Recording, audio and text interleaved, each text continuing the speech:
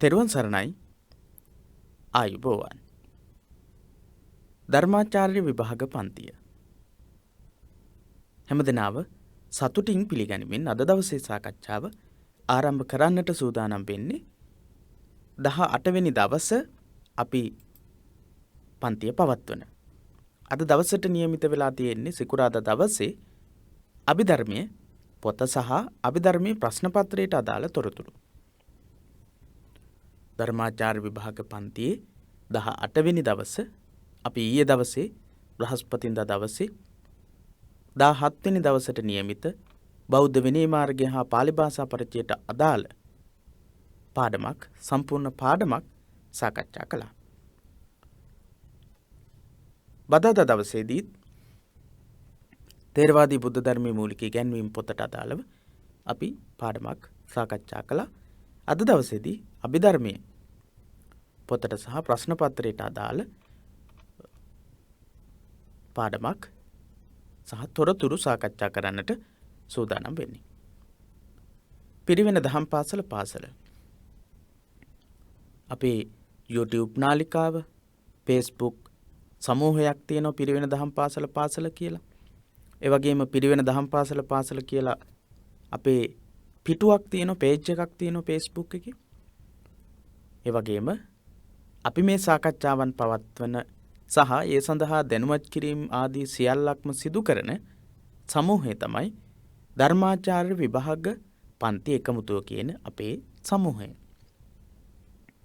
මේ ඔස්සේ අපි මේ සාකච්ඡාවන් සිදු කරන්නේ මේ වෙද්දිත් බොහෝ දෙනෙක් මේ සඳහා සහ සම්බන්ධ වෙලා සිටිනවා. හැමදෙනාටම මතක් කරනවා පළමු කොටම ඔබේ යම්කිසි අදහසක් යම්කිසි ගැටලුවක් තිබෙනවා නම් ඒ පිළිබඳව දැනුවත් කරන්න. ඒ වගේම තමයි මේ අපි සාකච්ඡා කරන කොටස් වලට අදාළ ප්‍රශ්න ඉදිරිපත් කරන්න. ඒ අවස්ථාවේදී ඒ පාඩමේදී ඒ ඔබට තිබෙන ගැටලු ඉදිරිපත් කරන්න. මොකද ඒ සඳහා අපිට පිළිතුරු ලබා දෙන්නට ලේසි වෙන්නේ පහසු වෙන්නේ එතකොට. අපිට මේ පාඩම් වලට අදාළව ප්‍රශ්න ඉදිරිපත් කළොත් ඒ සඳහා ඔබට සෑහීමට පත්වෙන්නට පුළුවන් ප්‍රමාණයේ පිළිතුරු ලබා දීමටත් අපි කටයුතු කරනවා. ඒ වගේම තමයි ඔබට ලබා දෙන ප්‍රශ්නවලට පිළිතුරු ලිවීම පිළිතුරු නිර්මාණය කිරීම අනිවාර්ය කළ යුතු කාර්යයක් වෙනවා. අපි ගොඩක් වෙහෙසිලා මහන්සි වෙලා ඔබ වෙනුවෙන් මේ පාඩම් පෙළ ඉදිරිපත් කරන්නේ නිර්මාණය කරන්නේ. තනියම හදාරනවට වඩා මේ විදිහට හදාරනකොට ඔබට ලොකු දැනුමක් ලබා ගන්නට පුළුවන් බව අපි විශ්වාස කරනවා. ඒ වගේම ඔබේ අදහස් උදහස් මේ කෙරෙහි දක්වන්න. එතකොට අපිට ඉදිරියට තවත් මේ කටයුතු සංවර්ධනය කරගන්නට ඒක ලොකු ශක්තියක් වෙනවා. ඒ කාරණාවන් සියල්ලක්මත් මතක තියාගෙන අපි බලමු. 3 වෙනි පරිච්ඡේදයේ අභිධර්ම සාහිත්‍ය කියන පාඩමට අදාළ තොරතුරු සාකච්ඡා කරමු. අභිධර්මය. අපි දන්නවා ත්‍රිපිටකයේ 3 වෙනි පිටකය තමයි අභිධර්මය. පළවෙනි පිටකයේ සූත්‍ර පිටකය, දෙවෙනි පිටකය විනය පිටකය, ඊළඟ පිටකය අභිධර්ම පිටකය.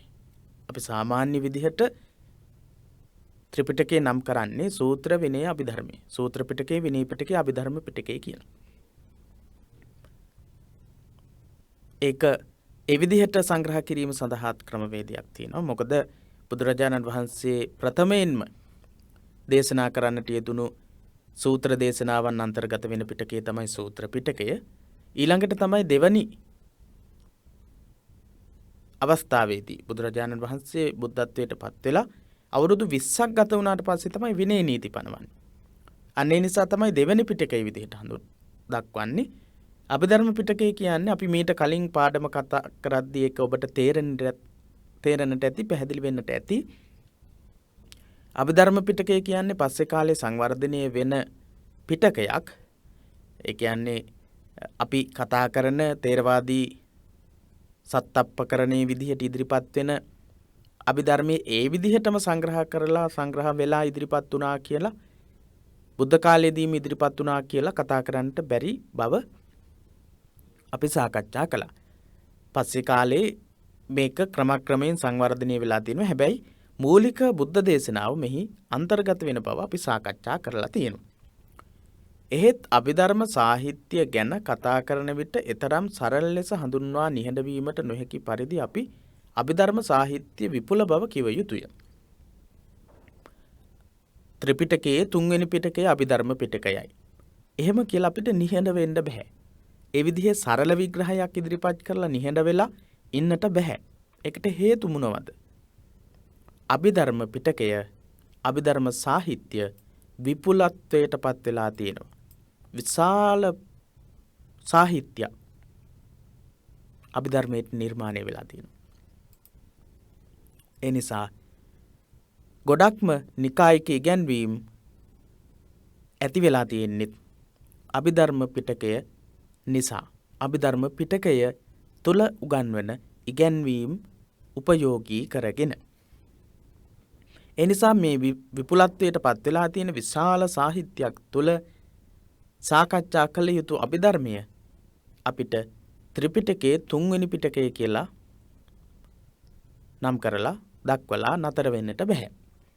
තේරවාදී බෞද්ධයන් තම 3 වන පිටකයේ ඇති ග්‍රන්ථ සප්තකය අභිධර්මයේසේ හඳුන්වන විට එම සාහිත්‍යයට වෙනස් ග්‍රන්ථ සමූහයක් අභිධර්මයේසේ ඉදිරිපත් කරන නිකායාන්තර රැසක් ඇති බව සැලකිල්ලට ගන්නට අපට සිදුවේ. තේරවාදී සම්ප්‍රදාය තුල අපි හැමෝම පිළිගන්න දෙයක් තමයි සප්තකේ ග්‍රන්ථ සප්තකේ සත්තප්පකරණේ සත්තප්පකරණේ එහෙම නැත්නම් ග්‍රන්ථ සප්තකය අභිධර්මයේ විදිහට අපි කතා කරන්නේ තේරවාදී සම්ප්‍රදාය තුල ධම්මසංගිනී ආදී අපි පහලින් කතා කරනවා. ඒ ග්‍රන්ථ 7 තමයි අපි අභිධර්ම පිටකයේ විදිහට සලකන්නේ. එහෙම ඒ ග්‍රන්ථ 7 අපි තේරවාදී සම්ප්‍රදාය තුල අභිධර්මයේ විදිහට සලකනකොට එම ග්‍රන්ථ 7ට අමතරව එම සාහිත්‍යයට වෙනස් ග්‍රන්ථ සමූහයක් අභිධර්මයේ විදිහට ඉදිරිපත් කරන නිකායාන්තර ගොඩක් තියෙනවා. අභිධර්මයේ විදිහට තේරවාදී සම්ප්‍රදාය තුල පැරණිම සම්ප්‍රදාය විදිහට සත්තප්පකරණ ඉදිරිපත් කරනකොට ඊට අමතරව තවත් අභිධර්මයේ විදිහට පෙන්눔 කරන විශාල සාහිත්‍යයක් නිකායාන්තරික ඉගැන්වීම් අතර තියෙනවා. අන්න ඒ නිසා අපි තේරවාදී සම්ප්‍රදාය තුල උගන්වන අභිධර්ම සාහිත්‍ය විදිහට සැලකෙන සත්තප්පකරණය සහ අනිකුත් නිකායාන්තර ඉගැන්වීම් වල උගන්වන අභිධර්මයේ විදිහට උගන්වන ඉගැන්වීම් වල තියෙන වෙනස්කම තේරුම් ගන්නට ඕන.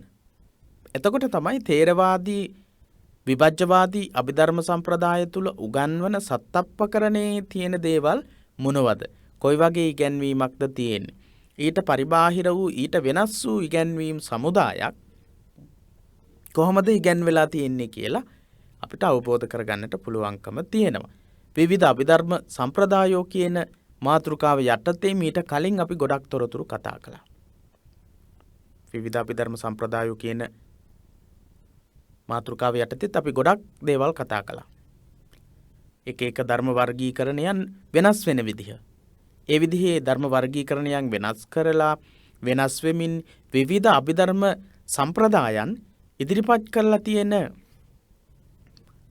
ඒ අභිධර්ම සම්ප්‍රදායන් තුල එක එක අභිධර්ම සාහිත්‍යීන් අභිධර්ම ග්‍රන්ථ රචනා වෙලා තියෙනවා. අන්නේ අභිධර්ම ග්‍රන්ථ අභිධර්මයට අයිති සාහිත්‍ය ග්‍රන්ථ ගැන තමයි අපි මෙතනදී මේ පාඩමේදී කතා කරන්නේ.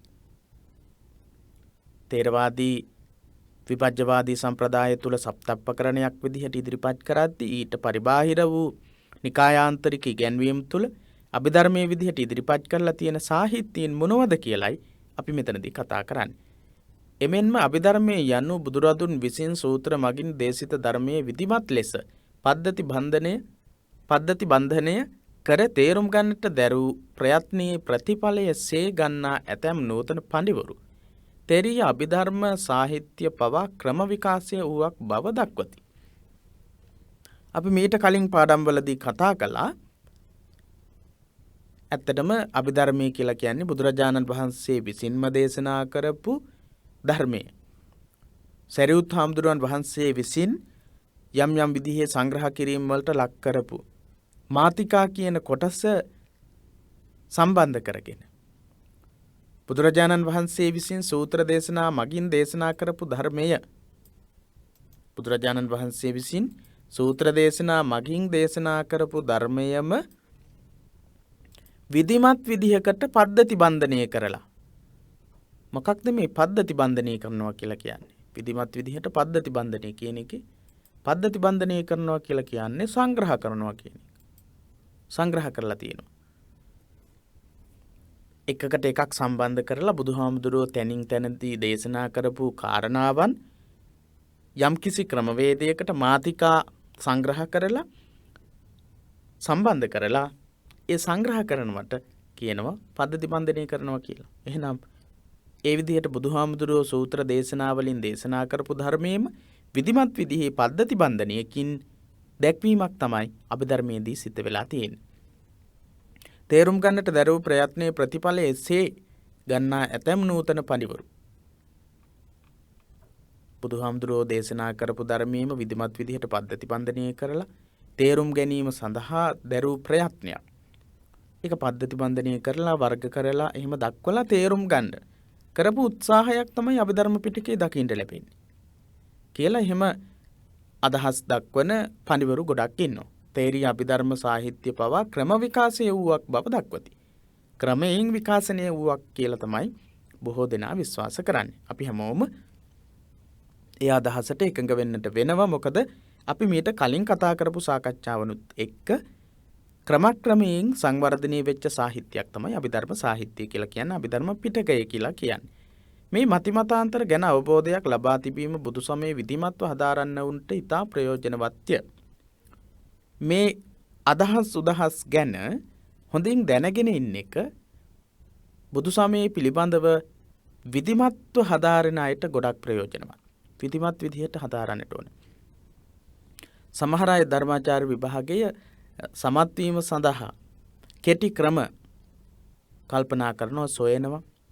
එහෙම කෙටි ක්‍රම සොයන්නට අවශ්‍ය කරන්නේ නැහැ. ඔබට නිවැරදි විදිහට මේ පාඩම් අධ්‍යයන වලට කාලයක් වෙන් කරගෙන ඒ සඳහා ඔබ යොමු වෙන්න. ඒ සඳහා පොත් 5ක් තියෙනවා. ඒ වගේම බුදුදහමේ ඉගැන්වෙන ගැඹුරු කරුණු, විචාරාත්මකව ඉදිරිපත් කරන බොහෝ කරුණු මේ පොත් 5 තුල ඇතුළත් වෙනවා. ඒ නිසා මේ ගැන හොඳ හැදෑරීමක් කරලා විභාගයට සූදානම් වුණාම කිසිදු ගැටලුවක් නැතිව, කිසිදු ප්‍රශ්නයක් නැතිව ඔබට විභාගයේ ඉතාමත් හොඳින් සමත් වෙන්නට පුළුවන්කම තියෙනවා. ඔබට ඔබ වෙනුවෙන් මේ කැපකිරීම කරගන්නට පුළුවන්කම තියෙන්නට ඕන. මොකද මේ විභාග සමත් වුණාම ඔබේ ජීවිතයටයි වටිනාකම ලැබෙන්නේ. ඔබේ හිත සනසා ගන්නට බුදුදහම පිළිබඳව පුළුල් අවබෝධයක්, ශාස්ත්‍රීය විදිහට ලබා ගන්න අවබෝධයක් කරා ගමන් කරන්නට පුළුවන් සියලු දැනුම මේ ධර්මාචාර්ය ග්‍රන්ථ 5 තුල ඇතුළත් වෙනවා. ඒ නිසා ඔබ කල්පනා කරන්නට ඕන විධිමත් විදිහට ඉතාමත් හොඳින් මේ පාඩම් වලට සම්බන්ධ වෙමින් මේවා පිළිබඳව අධ්‍යයනය කරන්න. මුලින්ම අපි තේරවාදී අභිධර්ම සාහිත්‍ය පිළිබඳව සලකා බලමු. දැන් අපි සාකච්ඡා කළා විවිධ අභිධර්ම සම්ප්‍රදායන් තියෙනවා කියලා. පළවෙනිම සම්ප්‍රදාය තේරවාදී අභිධර්ම සාහිත්‍ය, තේරවාදී අභිධර්ම සම්ප්‍රදාය. තේරවාදී අභිධර්ම සම්ප්‍රදායට අයිති සාහිත්‍යයට කියනවා තේරවාදී අභිධර්ම සාහිත්‍ය කියලා. මෙහිදී තේරවාදීන් අතර ප්‍රමුඛත්වය ගන්නා පාලි බසින් අභිධර්ම පිටකේ පවත්වාගෙන එන තේරී විභජ්‍යවාදී සම්ප්‍රදාය මුල් තැනලා සැලකිය හැක. තේරවාදීන් අතර ප්‍රමුඛත්වය ගන්නා පාලි බසින් අභිධර්ම පිටකය. පාලි භාෂාවෙන් තමයි තේරවාදී අභිධර්ම පිටකය අපිට දකින්නට පුළුවන්කම තියෙන්නේ. අපි ඉදිරි පාඩම්වලදී සියලුම පිටක සියලුම ප්‍රකරණ පිටක ග්‍රන්ථවලට සම්බන්ධ කරගෙන ඒ අනුව සාකච්ඡා කරන්නට බලාපොරොත්තු වෙනවා. ධම්මසංගණී ආදී ප්‍රකරණ කොහොමද ත්‍රිපිටකයේ සංග්‍රහ වෙලා තියෙන්නේ කියන එක විස්තර කරන අතරම ඒ විස්තරයට අනුව ත්‍රිපිටකයේ ඒ සංග්‍රහ කිරීම තියෙනවද කියන එක අධ්‍යයනය කරන්නටත් අපි අදහස් කරනවා. තේරවාදී අභිධර්ම සාහිත්‍යයේ භාෂාව තමයි මාධ්‍ය භාෂාව තමයි පාලි භාෂාව. අභිධර්ම පිටකයේ පවත්වාගෙන එන තේරීය විභජ්‍යවාදී සම්ප්‍රදාය. පාලි භාෂාවෙන් අභිධර්ම පිටකයේ පවත්වාගෙන යන්නේ තේරීය විභජ්‍යවාදී අභිධර්ම සම්ප්‍රදාය, තේරවාද සම්ප්‍රදාය. ඒක තමයි මුල්ම තේරවාද අභිධර්ම සම්ප්‍රදාය වෙන්නේ. ඒ වගේම අදටත් ප්‍රධාන තැනක් ලැබෙන්නේ තේරවාදී අභිධර්ම සම්ප්‍රදායට, තේරවාදී අභිධර්ම සාහිත්‍යයට. ජපන් ජාතික බෞද්ධ වියතකු ජේ තකාකුසු පවසන්නේ අභිධර්ම පිටකයේ විභජ්‍යවාදී ත්‍රිපිටකයේ තහවුරු වූයේ තුන්වන සංගීතයේදී බවයි. අපි මීට කලිනුත් මේ පිළිබඳව කතා කළා. කොයි වගේ කාලයකදීද මේ අභිධර්ම සම්ප්‍රදාය තහවුරු වෙලා තියෙන්නේ කියලා. තේරීය විභජ්‍යවාදී සම්ප්‍රදාය තුළ තහවුරු වෙන්නේ, සම්පූර්ණ වෙන්නේ තුන්වෙනි ධර්ම සංගායනාවේදී. ඒ කතාවත් උපකරණය මොග්ගලීපුත්තතිස්ස මහරහතන් වහන්සේ තේරීය විභජ්‍යවාදී අභිධර්ම සම්ප්‍රදායට අභිධර්ම පිටකයන් අතරට එකතු කිරීමත් එක්ක 7 වෙනි පිටකයේ විදිහට, ප්‍රකරණයේ විදිහට ඉදිරිපත් කළාට පස්සේ මේ අදහස දක්වන්නේ ජපන් ජාතික බෞද්ධ වියතකු වෙච්ච ජේ තකාකුසු කියන පඬිවරයා විසින්. තුන්වෙනි ධර්ම සංගායනාවේදී තමයි ජේ තකාකුසු කියන පඬිවරයා ප්‍රකාශ කරන විදිහට තේරීය විභජ්‍යවාදී අභිධර්ම සම්ප්‍රදාය සම්පූර්ණ වෙලා තියෙන්නේ, තහවුරු වෙලා තියෙන්නේ. එම අවස්ථාවේම ඊට සමාන්තරව තවත් තේරීය කණ්ඩායමක් වූ සර්වාස්තිවාදීන් විසින් අභිධර්මයක් සකස් කර ගන්නා ලදී. මේ තේරීය විභජ්‍යවාදී අභිධර්ම සම්ප්‍රදායේ කතාවත් උපකරණය තේරීය විභජ්‍යවාදයට එකතු වෙන කාල සීමාවේදීම තවත් අභිධර්ම සම්ප්‍රදායක් ප්‍රභවයේ වෙච්ච බව අපි මීට කලින් පාඩමේදීත් සාකච්ඡා කළා. ඒ තමයි සර්වාස්තිවාදීන් විසින් සකස් කරගත් අභිධර්ම සම්ප්‍රදාය. තේරවාදී විභජ්‍යවාදී අභිධර්ම සම්ප්‍රදාය සම්පූර්ණ වෙන කාල සීමාව වෙනකොට සර්වාස්තිවාදීන් විසිනුත් අභිධර්මයක් සකස් කරගත්තා, නිර්මාණය කරගත්තා කියලා අපි කතා කළා. ඒ තමයි සර්වාස්තිවාදී අභිධර්ම සාහිත්‍ය. මෙහිදී අප විසින් තේරුම් ගත යුත්තේ අභිධර්ම සාහිත්‍ය අශෝක රජුගේ සමයෙහි, එනම් තෙවන සංගීතය අවස්ථාවෙහි අලුතෙන්ම ඇති වූ බව නොවේ. ජේ තකාකුසු කියන පඬිවරයා ප්‍රකාශ කරනවා ත්‍රිපිටකයේ අභිධර්ම පිටකය තහවුරු වුණේ තුන්වෙනි සංගායනාව අවස්ථාවේදී කියලා. ඒකෙන් අදහස් කරන්නේ නැහැ සම්පූර්ණම අභිධර්ම පිටකය ප්‍රභවය වුණේ, සම්පූර්ණ ඇති වුණේ තුන්වෙනි ධර්ම සංගායනාව සමයේ අශෝක රජතුමාගේ කාලේ කියලා.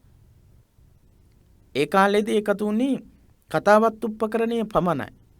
ඊට කලින් පළවෙනි ධර්ම සංගායනාව, දෙවෙනි ධර්ම සංගායනාව අවස්ථාවලදී අභිධර්ම පිටකයේ අනිත් ප්‍රකරණ ග්‍රන්ථවලට අයිති තොරතුරු හැම එකක්ම සංග්‍රහ වෙලා තිබුණා, ඒකරාශී වෙලා තිබුණා, සාකච්ඡාවට භාජනය වෙලා තිබුණා. ඒ ගැන අපි මීට කලින් පාඩම්වල කතා කරලා තියෙනවා. ඒ පාඩම් ඔබ අධ්‍යයනය කළේ නැත්නම් අනිවාර්යයෙන් මේ පාඩම් අධ්‍යයනය කරලා මේ පාඩම් අධ්‍යයනය කළොත් හොඳයි. එහෙම නැත්නම් මේ පාඩම් අධ්‍යයනය නොකර ඉගෙන ගන්නේ නැතිව මේ පාඩම් වලට සම්බන්ධ වුණාට ඔබට පැහැදිලි අවබෝධයක්, එකකට එකක් සම්බන්ධ වෙලා තියෙන ස්වභාවය ඔබට තේරුම් ගන්නට බැරි වෙනවා. ඉතින් අපි තේරුම් ගත්තා තුන්වෙනි සංගායනාව අවස්ථාවේදී අලුතින්ම නිර්මාණය වුණා නෙවෙයි, අභිධර්මයේ එක් අවස්ථාවක සංගීතීකාරකයන් විසින් රචනා කරන ලද්දක් නොවේ. එක අවස්ථාවකදී සංග්‍රහ කරපු එකක් නෙවෙයි. තෙවන සංගීතය අවස්ථාවෙහි මොග්ගලීපුත්තතිස්ස හිමියන් විසින් සකස් කරන ලද්දේ කතාවත් උපකරණයේ පමණි. කතාවත් උපකරණයේ විතරයි මොග්ගලීපුත්තතිස්ස මහරහතන් වහන්සේ තුන්වෙනි ධර්ම සංගායනාව වෙලාවේදී එකතු කළේ. එහෙනම් අපිට පැහැදිලි වෙනවා පළවෙනි දෙවෙනි ධර්ම සංගායනාවලදීත් මේ ප්‍රකරණ ග්‍රන්ථ ගැන මේ අභිධර්ම පිටකය ගැන සාකච්ඡා වෙන්නට ඇති සංග්‍රහ වීම සිද්ධ වෙලා තියෙනවා. අනෙකුත් ග්‍රන්ථ 6 ඊට පෙර පැවතුනා විය යුතුය. අනිත් ග්‍රන්ථ 6ම පළවෙනි තුන්වෙනි ධර්ම සංගායනාවට කලින් පවතින්නට ඇති. තේරී විභජ්‍යවාදීන්ගේ අභිධර්මයට විරුද්ධව මුල්වරට විකල්ප අභිධර්මයක් සකස් කරගත්තේ සර්වාස්තිවාදීන් නොවේ. තේරීය විභජ්‍යවාදීන්ගේ අභිධර්මයට විරුද්ධව පළවෙනිම වතාවට විකල්ප අභිධර්මයක් සකස් කරගෙන තියෙන්නේ සර්වාස්තිවාදීන් නෙවෙයි. තුන්වෙනි ධර්ම සංගායනාව කාලයේදී කතාවත් උපකරණය තේරවාදී විභජ්‍යවාදී සම්ප්‍රදායට එකතු වෙන කාලයේදීම සර්වාස්තිවාදීන් විසින් අභිධර්ම සම්ප්‍රදායක් සකස් කරගත්ත බව ඇත්ත. ඒ වුණාට ඊට කලින් පළවෙනි දෙවෙනි ධර්ම සංගායනාවලදී ප්‍රකරණ ග්‍රන්ථ 6ම තියෙන්නට ඇති කියලා මේ කතා කරන සාකච්ඡාව තුළින් කරන ප්‍රකාශය තුළින් අපිට පැහැදිලි වෙනවා ඊට කලින් අභිධර්මයේ පැවතිලා තියෙනවා කියලා. එහෙනම් තේරීය විභජ්‍යවාදීන්ගේ අභිධර්මයට විරුද්ධව පළවෙනි වතාවට අභිධර්මයක් සකස් කරගෙන තියෙන්නේ තුන්වෙනි ධර්ම සංගායනාවේ අශෝක රජතුමාගේ කාලේ පැවතුණු ධර්ම සංගායනාව වෙලාවේදී සර්වාස්තිවාදීන් විසින් ගොඩනගපු අභිධර්ම සම්ප්‍රදාය නෙවෙයි. ඊට කලින් අභිධර්ම සම්ප්‍රදායන් තිබිලා තියෙනවා. අභිධර්ම සාහිත්‍යීන් තිබිලා තියෙනවා. අශෝක රජුගේ පියාණන් වූ බින්දුසාර රජ දවස තේරීය භික්ෂුවක් වූ වාත්සී පුත්‍ර හිමියෝ එවකට පැවති අභිධර්මයේ ප්‍රතික්ෂේප කර නව අභිධර්මයක් සැකසූහ. ඔන්න පළවෙනියටම අපිට අභිධර්ම සම්ප්‍රදායක් බිහි කරගත්ත එකක් ගැන තොරතුරක් ලැබෙනවා. මොකක්ද? අශෝක රජුගේ පියාණන් වූ බින්දුසාර රජ දවස. අශෝක රජතුමාගේ පිය රජතුමා බින්දුසාර. මේ බින්දුසාර රජතුමාගේ කාලේ ඒ විදිහේ අභිධර්ම සම්ප්‍රදායක් තේරී භික්ෂුවක් වූ වාත්සී පුත්‍ර තේරවාදී සම්ප්‍රදාය නියෝජනය කරපු භික්ෂුන් වහන්සේ නමක් විසින්ම තමයි මේ බෙදීම කරන්නේ. හැබැයි තේරවාදී අභිධර්ම සම්ප්‍රදායට විරුද්ධව. ඒ කියන්නේ අශෝක රජතුමාට කලින් බින්දුසාර රජතුමාගේ කාලෙත් තේරවාදී අභිධර්ම සම්ප්‍රදාය තිබිලා තියෙනවා. ඒකට විරුද්ධව එක එක සම්ප්‍රදායන් පිළිවෙලා තියෙනවා. තේරවාදී අභිධර්ම සම්ප්‍රදාය ප්‍රතික්ෂේප කරලා තමයි වාත්සී පුත්‍ර කියන හාමුදුරුවෝ බින්දුසාර රජතුමාගේ කාලේ අශෝක රජතුමාගේ පිය රජතුමාගේ කාලේදී අභිධර්ම සම්ප්‍රදායක් ඇති කරගන්නේ. ඒ තුලින් අපිට පැහැදිලි වෙනවා එහෙනම් අභිධර්ම සම්ප්‍රදාය අභිධර්ම සාහිත්‍යීන් සෑහෙන අතීතයකට හිමිකම් කියනවා කියලා. පොත් 9ක් රචනා කර ඉදිරිපත් කළ මෙම නව අභිධර්මයෙන් උන්වහන්සේ කියා සිටියේ බුදුදහමේ පුද්ගල සංකල්පයේ පිළිගැනෙන බවයි.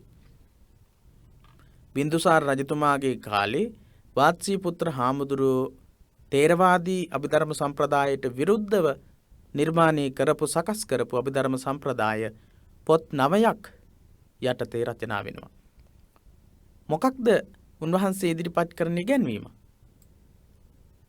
බුදුදහමේ පුද්ගල සංකල්පය පිළිගැනෙන බව. වාත්සී පුත්‍ර හාමුදුරුවෝ බින්දුසාර රජතුමාගේ කාලේ තේරවාදී අභිධර්ම සම්ප්‍රදායට විරුද්ධව පොත් 9කින් යුක්තව අභිධර්මයක් නිර්මාණය කළා. ඒ අභිධර්මයේදී උන්වහන්සේ කියා සිටියේ බුදුදහමේ පුද්ගල සංකල්පය පිළිගන්නා බව.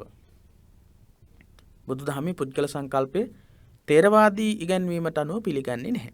පුද්ගල සංකල්පය පුද්ගලයා කියන එක පිළිගන්නේ නැහැ. බුදුරජාණන් වහන්සේ අනාත්මවාදයේ දේශනා කළ නමුත් පුද්ගලයෙකු නැතැයි වදාරා නැති බව පැවසූ උන්වහන්සේ එම පුද්ගලයා භවයෙන් භවයට විවිධ කායික ස්වරූප ගනිමින් සංක්‍රමණය වී අවසන විමුක්තිය ලබා ගන්නා බව පැවසූ. වාත්සී පුත්‍ර හාමුදුරුවෝ මොකද කියන්නේ? බුදුහාමුදුරුවෝ අනාත්මවාදී ආත්මයක් නැහැ කියලා උගන්වනවා. ආත්මය කියන එකෙන් කියන්නේ භවයෙන් භවයට සංසාරයෙන් සංසාරයට වෙනස් නොවි ඒ විදිහටම ගමන් කරන ස්වභාවයක් තියෙනවා කියන එක.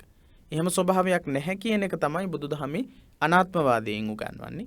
බුදුහාමුදුරුවෝ අනාත්මවාදී ඉගැන්වුවාට දේශනා කළ නමුත් පුද්ගලයෙකු නැතැයි වදාරා නැති බව. පුද්ගලයෙක් නැහැ කියලා දේශනා කරලා නැහැ. එහෙම තමයි වාත්සීපුත්‍ර හාමුදුරුවෝ කියන්නේ. බුදුරජාණන් වහන්සේ අනාත්මවාදයේ දේශනා කරලා තිබුණට පුද්ගලයෙක් නැහැ කියලා දේශනා කරලා නැහැ කියලා ප්‍රකාශ කරලා ඒ පුද්ගලයා බුදුහාමුදුරුවෝ ප්‍රතික්ෂේප කරලා නැති නැහැ කියලා ප්‍රකාශ කරලා නැති ඒ පුද්ගලයා භවයෙන් භවයට විවිධ කායික ස්වરૂප ගනිමින් සංක්‍රමණීය වෙලා අවසානයේදී විමුක්තිය ලබා ගන්නවා කියලා තමයි උගන්වලා තියෙන්නේ. වාත්සීපුත්‍ර හාමුදුරුවෝ බින්දුසාර රජතුමාගේ කාලේ පොත් 9කින් අභිධර්ම සාහිත්‍යයක් ඉදිරිපත් කරන. එහෙනම් වාත්සීපුත්‍රීය අභිධර්ම සම්ප්‍රදාය පොත් 9ක් ඉදිරිපත් වෙනවා. මේ සාහිත්‍යය මොනවද ඉගැන්වෙන්නේ? බුදුදහමේ පුද්ගල සංකල්පයක් උගන්වනවා කියන එක තමයි මේ ග්‍රන්ථ 9න් ඉදිරිපත් කරන්නේ. පුද්ගලයෙකු නැහැ කියලා බුදුහාමුදුරුවෝ දේශනා කළා නැහැ කියලා වාත්සීපුත්‍ර හාමුදුරුවෝ මේ අදහස දක්වනවා.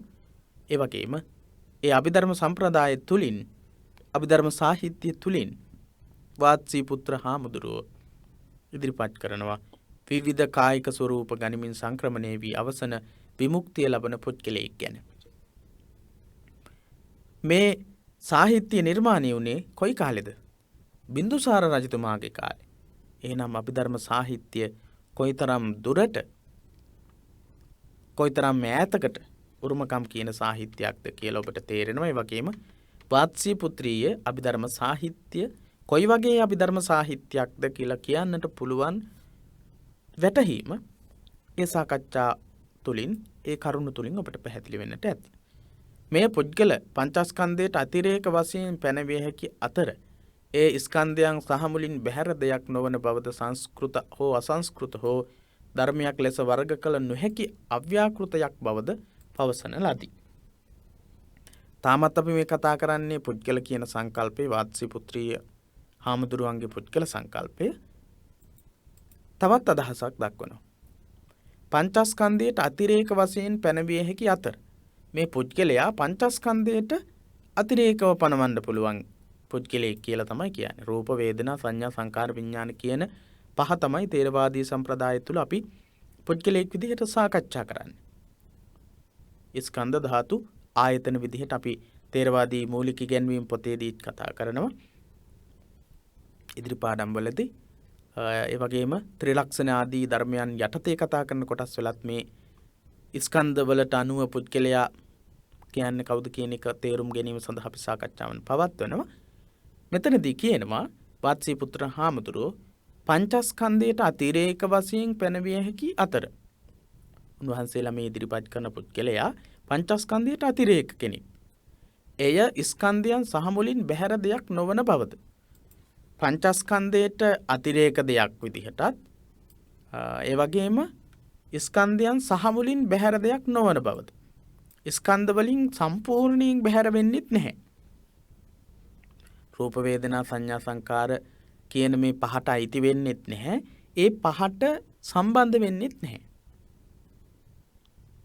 ඒ පහට සම්බන්ධ වෙන්නෙත් නැහැ. ඒ පහෙන් බැහැර වෙන්නෙත් නැහැ කියලා තමයි කියන්නේ.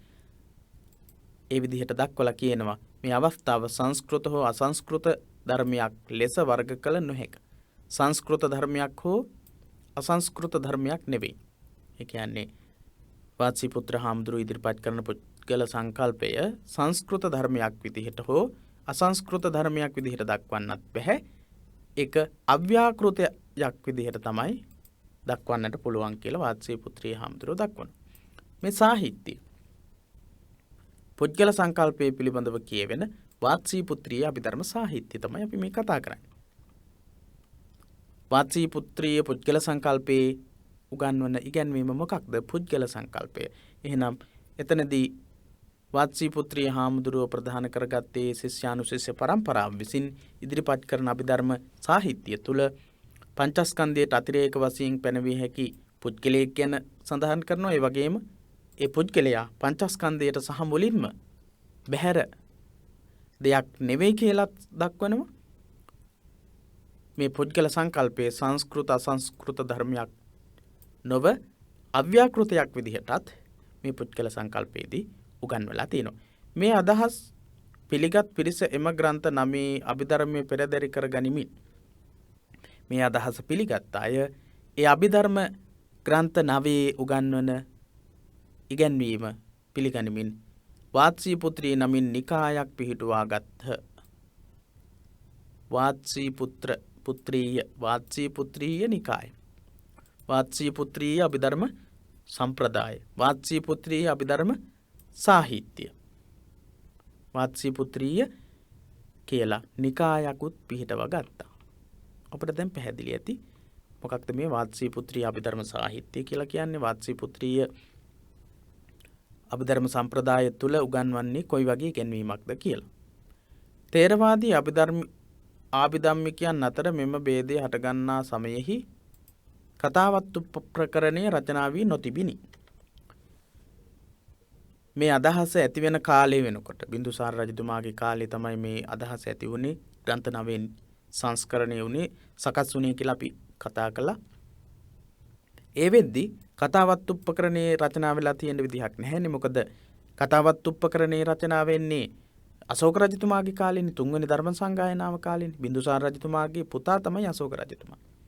එතකොට කතාවත් උපකරණයේ රචනා වෙලා තිබුණේ නැහැ. කතාවත් උපකරණයේ තමයි එක එක සම්ප්‍රදායන් තුල එක එක සාහිත්‍යයන් තුල උගන්වන අභිධර්ම කාරණා ගැන විවිධ අදහස් දක්වපු අය ගැන සාකච්ඡා කරලා තියෙනවා.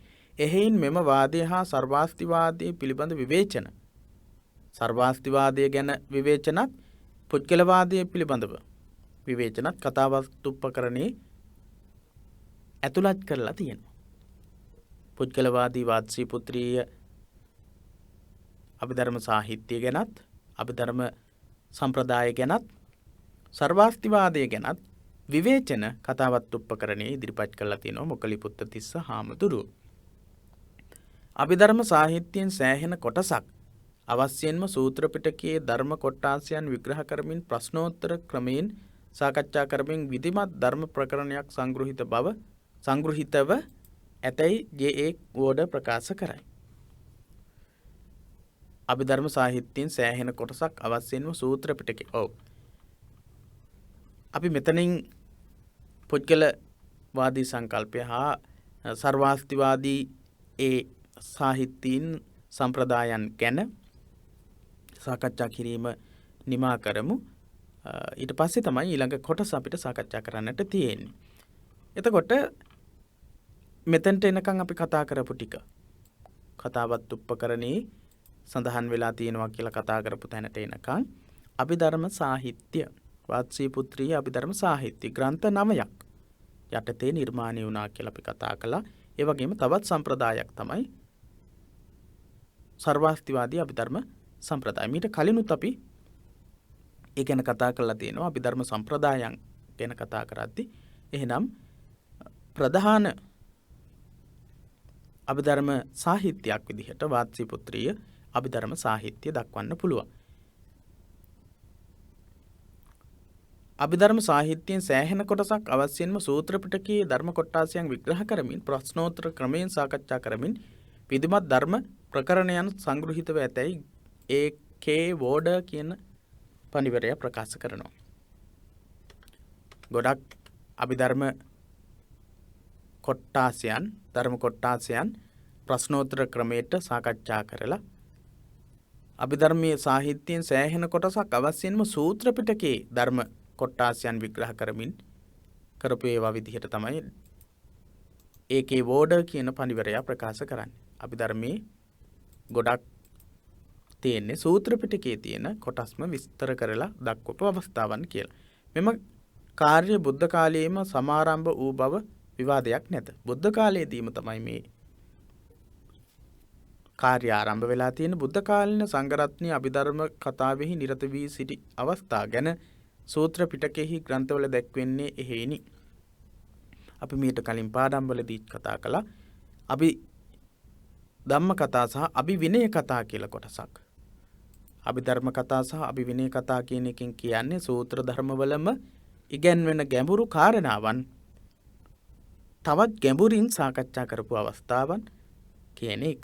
එහෙනම් සූත්‍රවලම තියෙන කරුණු ගැඹුරින් සාකච්ඡා කිරීමක්, විශේෂ වශයෙන් සාකච්ඡා කිරීමක්, අතිරේක වශයෙන් සාකච්ඡා කිරීමක් තමයි අභිධර්ම කතා කියන අතීත බුද්ධ කාලීන භික්ෂුන් වහන්සේලා සංඝරත්නය කරලා තියෙන්නේ කියලා අපිට කියන්නට පුළුවන්.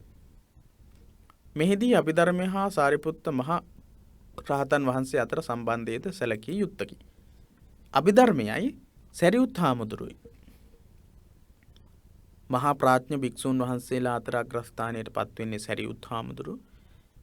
බුදුරජාණන් වහන්සේ දේශනා කරපු ධර්ම කොට්ටාසියන් විස්තරාත්මකව දේශනා කිරීම සඳහා හැකියාව තිබුණු එකම භික්ෂුන් වහන්සේ තමයි සාරිපුත්ත හාමුදුරුවන් වහන්සේ.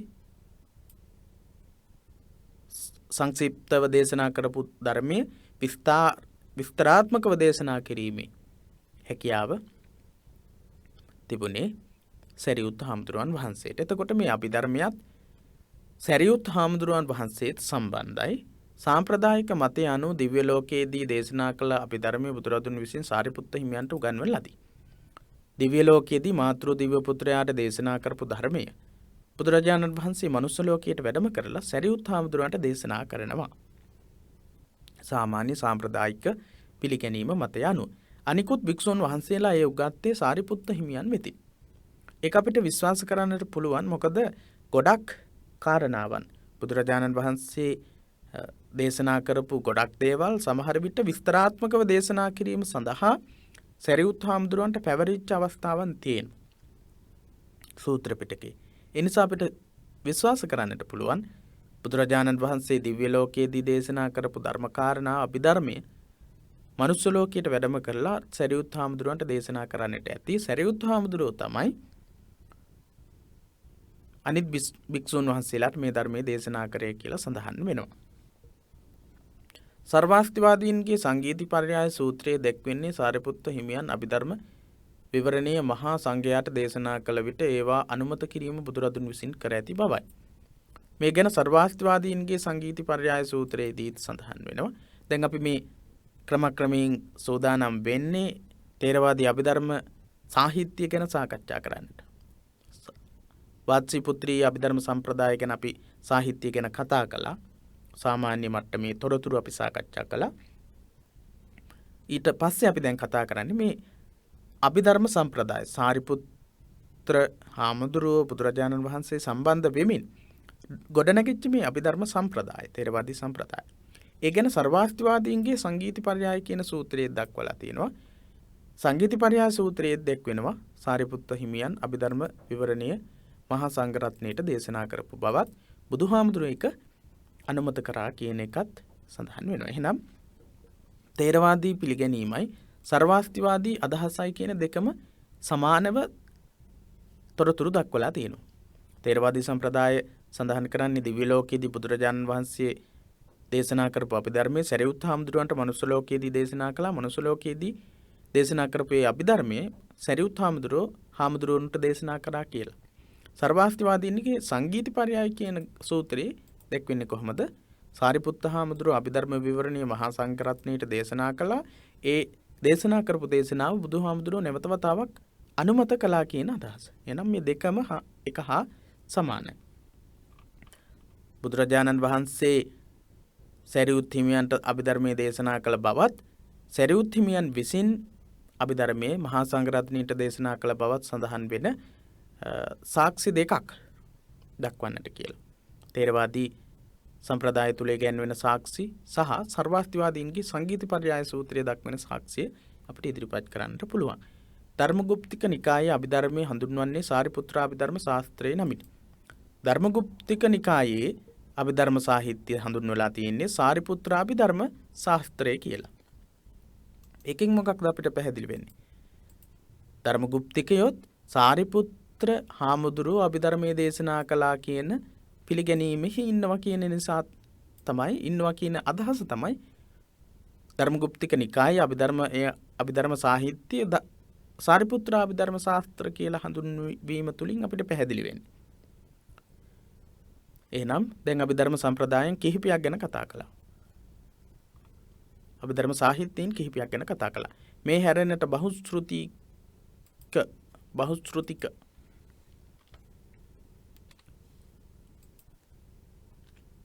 බහුශ්‍රෘතික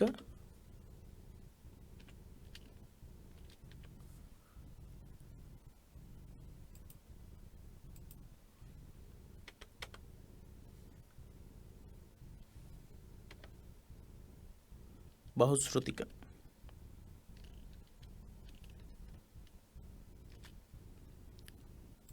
නිකායටද අභිධර්මයක් තිබෙන බහුශ්‍රෘතික කියන නිකායටත් අභිධර්ම සාහිත්‍යයක් තිබිලා තියෙනවා.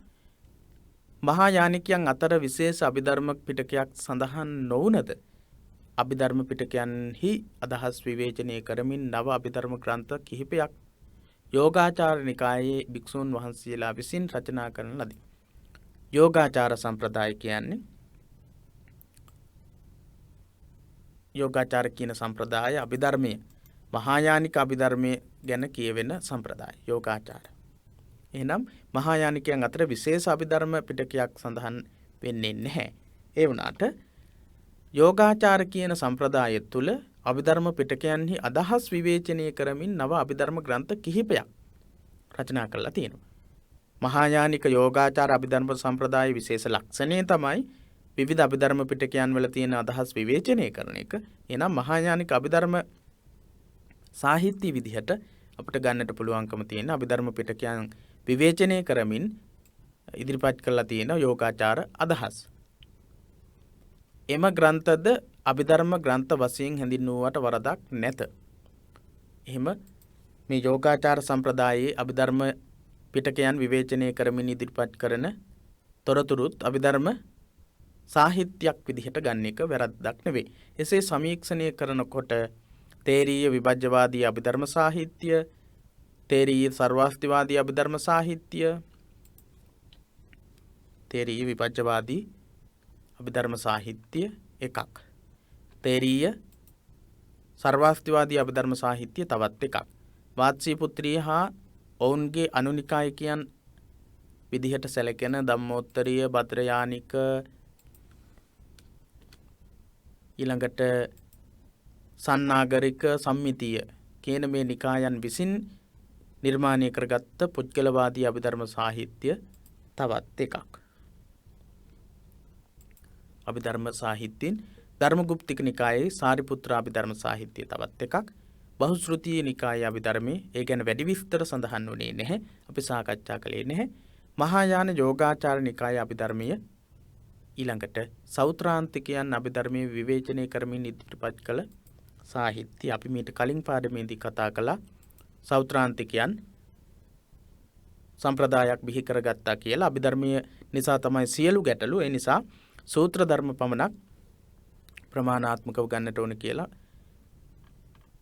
ඒ අය වෙනමම බෙදුණා. ඒ වුණත් ඒ අයට පස්සේ කාලේදී සම්පූර්ණ අභිධර්ම කාරණාවලට පිළිතුරු දෙන්නට සිදු වෙච්ච නිසා ඒ අයත් අභිධර්ම සම්ප්‍රදායක්ම ගොඩනගා ගත්ත බව අපි කතා කළා.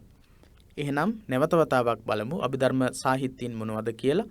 තේරීය විභජ්‍යවාදී අභිධර්ම සාහිත්‍ය, තේරීය සර්වාස්තිවාදී අභිධර්ම සාහිත්‍ය, වාත්සී පුත්‍රී හා ඔවුන්ගේ අනුනිකායිකයන් වෙන ධර්මෝත්තරීය, භද්‍රයානික, සන්නාගරික සහ සම්මිතිය කියන නිකායන් විසින් නිර්මාණය කරගත්ත පුද්ගලවාදී අපි කතා කරපු අභිධර්ම සාහිත්‍ය. ධර්මගුප්තික නිකායේ සාරිපුත්‍ර අභිධර්ම සාහිත්‍ය, බහුශ්‍රෘති නිකායේ අභිධර්මයේ මහායාන අභිධර්ම සාහිත්‍ය තමයි යෝගාචාර අභිධර්ම සාහිත්‍ය. සෞත්‍රාන්තිකයන් ධර්මයේ විවේචනය කරමින් ඉදිරිපත් කරපු සාහිත්‍ය කියන සාහිත්‍යයෙන් අභිධර්ම සාහිත්‍යයෙන් විදිහට කතා කරන්නට පුළුවන්කම තියෙනවා. ඔබට පැහැදිලි වෙන්නට ඇති මොනවද අභිධර්ම සාහිත්‍යයෙන් කියලා. ඒ අභිධර්ම සාහිත්‍යයෙන් වල කොයි වගේ ඉගැන්වීම්ද උගන්වලා තියෙන්නේ කියන එක ගැනත් යම්කිසි වැටහීමක් ඔබට ඇති වෙන්නට ඇති. යන වශයෙන් ඊතා පෘතුල අභිධර්ම සාහිත්‍යයක් පිළිබඳව අපට කතා කළ හැකි වෙයි. අපිට කතා කරන්නට පුළුවන් මේ වගේ විශාල සාහිත්‍ය පරාසයක් තුළ විහිදෙන අභිධර්ම සාහිත්‍යයක් ගැන. මේ හැර විවිධ මහා සාංඝික නිකායන් විසින් ඉදිරිපත් කළ විකල්ප අභිධර්ම කෘතිද රාශියක් තිබෙන්නට ඇත. මහා සාංඝිකයන් විසින් මහා සාංඝික නිකායිකයන් විසින් ඉදිරිපත් කරපු විකල්ප අභිධර්ම ග්‍රන්ථත් ගොඩක් තියෙන්නට පුළුවන්. එහෙත් දැනට අපට ඉතිරිව ඇත්තේ ඊතා ස්වල්ප කෘති ප්‍රමාණයක් විතරයි. මහා සාංඝිකයන් ඉදිරිපත් කරපු විකල්ප අභිධර්ම කෘති අපිට ස්වල්පයයි දකින්නට පුළුවන්කම තියෙන්නේ. නිදසුනක් විදිහට ගත්තොත් පුද්ගලවාදී නිකාය 5 විසින් රචිත අතිමහත් ග්‍රන්ථ සමූහයන්ගෙන් අද ඉතිරි වෙලා තියෙන්නේ සම්මිතීය අභිධර්ම ශාස්ත්‍රය විතරයි. සම්මිතීය අභිධර්ම ශාස්ත්‍ර කියන කෘතිය විතරයි. ඒද ලැබුණේ චීන බසිනි.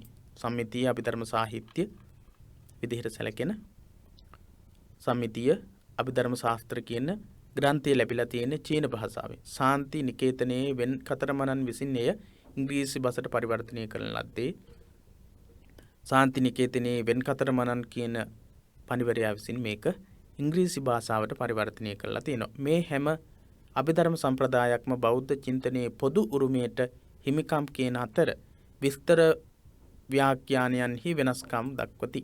මූලික බුදුදහමේ උගන්වන බුදුදහමේ ඉගැන්වෙන ඉගැන්වීම් වලට චින්තනයට පොදු උරුමයට හිමිකම් කියනවා. ඒ වුණත් විවිධ වෙනස්කම් තියෙනවා. විභජ්‍යවාදීන්ගේ ප ဋ ාණ ප්‍රකරණයේ ප්‍රත්‍ය 24ක් පමණක් දැක්වේ. විවිධ මෙතනදී අපි සඳහන් කරපු අභිධර්ම සම්ප්‍රදායක්ම බෞද්ධ චින්තනයේ පොදු උරුමයට හිමිකම් කියන නමුත් විස්තර ව්‍යාඛ්‍යානයන් වල වෙනසක් තියෙනවා. උදාහරණ තමයි විභජ්‍යවාදීන් ප ဋ ාණ ප්‍රකරණයේ ප්‍රත්‍ය 24ක් දක්වනවා. හේතු 10ක් දක්වනවා. හේතු 10ක් දක්වනවා. ඒ වගේම ප්‍රත්‍ය 24ක් දක්වනවා. සාරිපුත්‍ර අභිධර්මයේ ප්‍රත්‍ය 16ක් හා හේතු 33ක් දක්වති. එහෙනම් ප ဋ ාණ ප්‍රකරණයේදී විභජ්‍යවාදීන් දක්වන ඉගැන්වීමත් සාරිපුත්‍ර අභිධර්මයේදී දක්වන ඉගැන්වීමත් අතර යම් සමානත්වයක් තියෙනවා. සංඛ්‍යාත්මකව තමයි වෙනස් වෙලා තියෙන්නේ. ප්‍රත්‍ය 24ක් විභජ්‍යවාදීන් ඉදිරිපත් කරනකොට හේතු 10ක් ඉදිරිපත් කරනකොට සාරිපුත්‍ර අභිධර්මයේදී ප්‍රත්‍ය 10කුත් හේතු 33කුත් ඉදිරිපත් කරලා තියෙනවා. එහෙනම් හේතු සහ ප්‍රත්‍ය කියන එක මූලික ඉගැන්වීම සාරිපුත්‍ර අභිධර්මයේ සහ තේරවාදී විභජ්‍යවාදී අභිධර්ම සම්ප්‍රදාය කියන දෙකේම සාකච්ඡාවට භාජනය වෙලා තියෙනවා. සංඛ්‍යාත්මක වෙනසක් තමයි තියෙන්නේ. මෙසේ යම් යම් ප්‍රභේද දක්නා ලැබෙන්නේ අභිධර්ම පිටකයන්ගේ සංවර්ධනයේ නිකාය ભેදයෙන් පසුවද සිදු වූ හේනි. නිකාය ભેදයන්ගෙන් පස්සේ තමයි මේ අභිධර්ම සම්ප්‍රදායන් නිර්මාණය වෙලා තියෙන්නේ. ඒ නිසා තමයි ඒ විදිහේ විවිධතා දකින්නට පුළුවන්කම තියෙන්නේ. වෙනත් විදියකින් කිවහොත් අභිධර්මයේ පිළිබඳව ඇති වුණු මතභේද නිකාය ભેද රාශියකට මුල් වූ බව කිව හැකිය.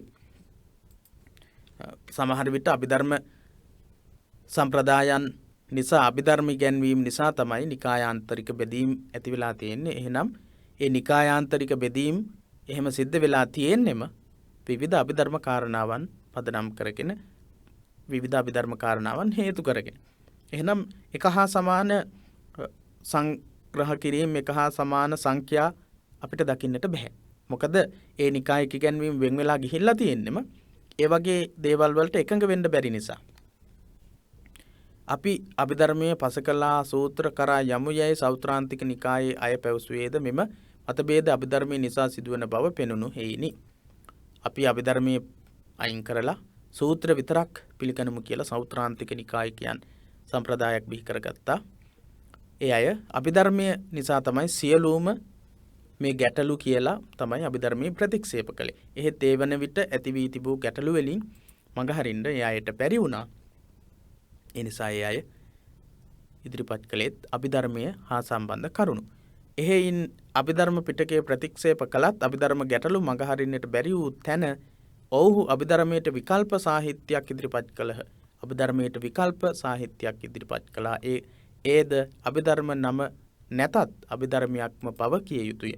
සෞත්‍රාන්තික නිකාය විසින් ඉදිරිපත් කරලා තියෙන්නේත් විකල්ප අභිධර්ම ඉගැන්වීම් සමුදායක්ම තමයි. තේරී විභජ්‍යවාදී සම්ප්‍රදායෙහි අභිධර්ම කෘති 7ක් දක්නට ලැබේ. එනම් තේරීය විභජ්‍යවාදී අභිධර්ම සම්ප්‍රදායේ අභිධර්ම කෘති 7ක් අපිට දකින්නට ලැබෙනවා. ඊළඟ දවසේ අපි මේ අභිධර්ම සම්ප්‍රදායට අයිති ප්‍රකරණ 7 සහ ඒ ප්‍රකරණ 7 විස්තර පිළිබඳව සාකච්ඡා කරමු. ත්‍රිපිටකයේ අභිධර්ම පිටකයේ සඳහන් වෙන විදිහටම අපි මේ පිටකයට අයත් වෙන තොරතුරු සම්බන්ධ කරගෙනම සාකච්ඡාව සිදු කරන්නට බලාපොරොත්තු වෙනවා. එහෙනම් අද දවසේදී අභිධර්ම සාහිත්‍යයෙන් පිළිබඳව ඔබට මනා වැටහීමක් ඇති වෙන්නට ඇති කියලා අපි විශ්වාස කරනවා. ඔබට ගැටලු තිබෙනවා නම් යම්කිසි ප්‍රශ්නයක් තිබෙනවා නම් අප වෙත ඉදිරිපත් කරන්නට කියලාත් මතක් කරමි. පිරිවෙන දහම් පාසල අපගේ සියලු සම්බන්ධතා වලින් සමුගන්නටයි සූදානම් වෙන්නේ. එසේනම් හෙට දවසේදීත් බෞද්ධ ඉතිහාසය හා සංස්කෘතිය පොත සහ ප්‍රශ්න පත්‍රයට අදාළ තොරතුරු සාකච්ඡා කිරීමේ අදහසින් අපි අද දවසේදී මේ පාඩමෙන් සමුගන්නටයි සූදානම. හැම දිනාටම තෙරුවන් සරණ ප්‍රාර්ථනා කරනවා.